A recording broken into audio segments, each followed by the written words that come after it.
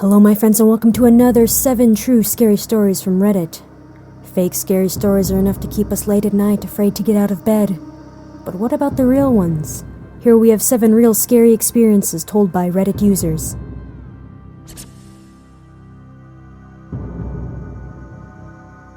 Not all that scary, but relatively creepy. A couple friends and I were at the annual fair held at our local park one year. Being 14-year-old girls, we thought we would be cool and separate from the large crowd at the fair by walking along a rather long walk trail that starts at the fairgrounds and travels on for a few miles. Well, it was late in the evening and the lighting was bad. We were sitting at the mouth of a tunnel which sat on top of a secluded hill when a lady with a baby approached us. She asked if we knew a man who was standing at the bottom of the hill near a bench looking in our general direction. We told her we didn't, and her response was, "Well, he's been following you for a while. I don't know what he's up to, but you should be careful." Needless to say, we hightailed it back to the fair.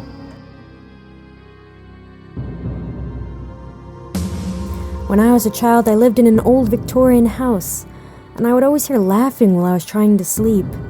I was an only child with a single mother, and when I was about 5 or 6, I'd wake up hearing laughter in the hallway in the middle of the night. After mentioning this to my mom, she swore that it was probably just the TV being left on late. One night, I awoke hearing the laughter in my room. I went to sit up, and I felt like there was someone holding my shoulders down, invisible hands gripping into my shoulders while I heard laughing. I screamed my little heart out. My mom ran into my room and flicked on the bedside lamp, convincing me it was just a dream, until I said, "But my shoulders hurt." She lifted up my t-shirt, and there were 2 adult-sized handprints on my shoulders. I honestly thought I had just imagined it and it had never happened, but the other day I mentioned it in passing to my mom, and she went blanket white and said, "I don't want to remember that."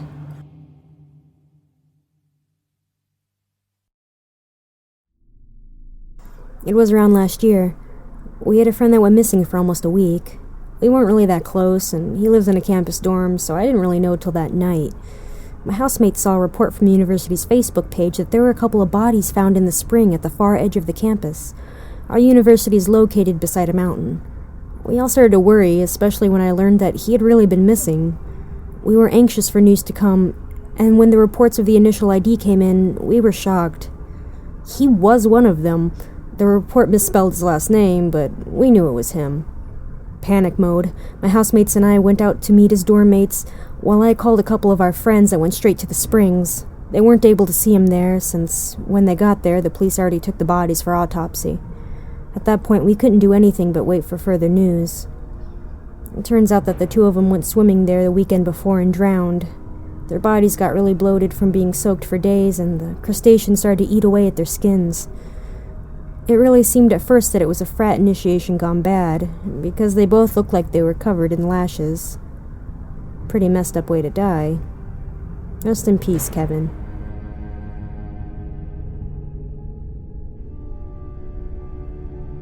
When I was 18, my grandfather was having heart problems. I would wake up every morning and go to his house to see him. I would just talk to him, help him around the house, and watch TV with him. He had been really lonely since my grandmother died 3 months ago. I will never forget this moment. It was June 7th. I arrived at his house and my grandfather had the biggest smile on his face. I was so happy to see him smiling. He looks at me and he says, "Guess what? I'm going to see my wife in 2 days." At this moment, I thought my grandpa had lost it. Believe it or not, my grandfather died 2 days later in his sleep. The thought of it is scary and creepy and disturbing. It's like he knew he was going to die in 2 days. On a side note, the last 2 days he was alive, he was smiling and peaceful. I can't explain it. It felt like he knew something we don't know.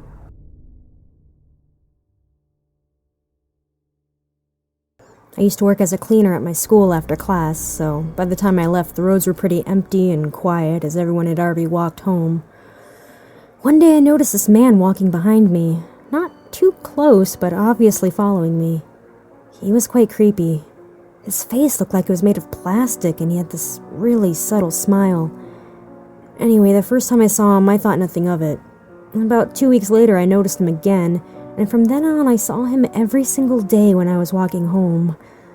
I didn't tell anyone because I was 16 and I knew my parents would start taking me to and from school, and that's not cool. Anyway, one weekend I was walking to my friend's house, which was a similar route to the one I take to school. As I was turning up the main road, he would follow me back from school on. I happened to look at a minibus that was parked at the bottom of the road, and I swear to God he sat in the driver's seat staring at the windows at me. I called my friend and I made it very obvious I was on the phone, thinking it might deter him, but when I turned to look around, he was 2 meters behind me, with that same plasticky smile. I started to sort of walk or run, and I could actually hear him doing the same, keeping the same pace and distance the whole time. I was still on the phone to my friend and I told her to open the front door and wait for me. When I got there, I ran straight in and we locked the door.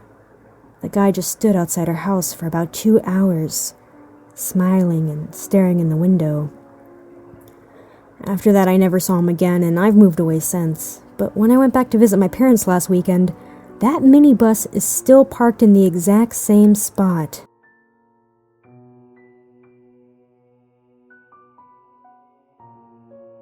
I was on Manassas battlefield with my father when I was younger. We were sitting on the back of his tailgate eating McDonald's on top of a hill looking at some cannons. It was foggy and misty out that day with a slight chill. November, I think. All of a sudden, we see a man dressed in full Civil War attire, waving at us standing by the cannons, about 50 to 100 meters away. My dad had a pair of binoculars with him, and we got a closer look of the man. He appeared to be in a Confederate uniform and was standing stationary, only moving his arm to wave. It was a come here wave. My dad thought it was a reenactment going on and that the man needed help, so my dad walked to the man while I watched with the binoculars. When my dad got close to the man, he stopped walking and had a confused posture. After a couple seconds next to the man, he turned around and sprints back to me. He proceeds to throw everything in the back of the truck and we leave the battlefield in a hurry. My dad said that while walking down there, the man slowly disappeared, and my dad said he got the strangest feeling in his stomach and mad chills. To this day, my dad gets the chills and goosebumps telling the story. My dad saw combat in Vietnam, so he's not an easy guy to scare. From my perspective, my dad is right next to the guy and never disappeared. We don't know what we saw, but I think it was a ghost.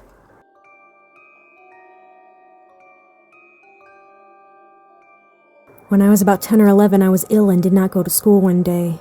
My parents both worked and couldn't get the day off, so they just told me to stay in the house and don't answer the door to anyone. The usual stranger talks, etc. I was sitting watching TV in the front room that had a big bay window that looks out into the street, which is a main road with a row of shops across the road. I felt awkward with all the people walking past, so I decided to shut the curtain slightly, and for some reason as I did, I noticed this man in his late 40s, early 50s, with a beard and glasses, wearing a green knitted jumper. He looked like your stereotypical child abductor.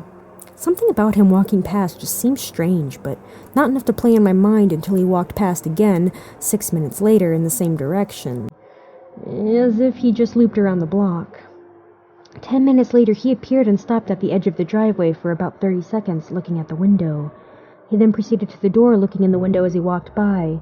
It was an old Victorian sandstone house with big storm doors on the front that you needed a key to open, so he couldn't get in. He knocked on the door a few times, but something just told me not to answer. He then came to the window, banging on it and saying something, but I couldn't make it out. I then noticed the realization in his face that there was a back door. My parents never locked the back door, so the dog could come in and out as he pleased. I ran through the kitchen, and within seconds of turning the key and locking it, the handle started turning, and he started banging on the door. I just curled up in a ball on the floor in fear. He started trying to open the windows, and eventually left about 30 minutes later. I dread to think what could have happened if I had not remembered the back door was unlocked. All of these stories were taken from a thread on Reddit. If you want to check out any of these or other scary stories, the thread link is in the description below. That's all the time I have for today. I hope you're having a wonderful day or evening. I'm Imori. Now listen to the spooky tunes.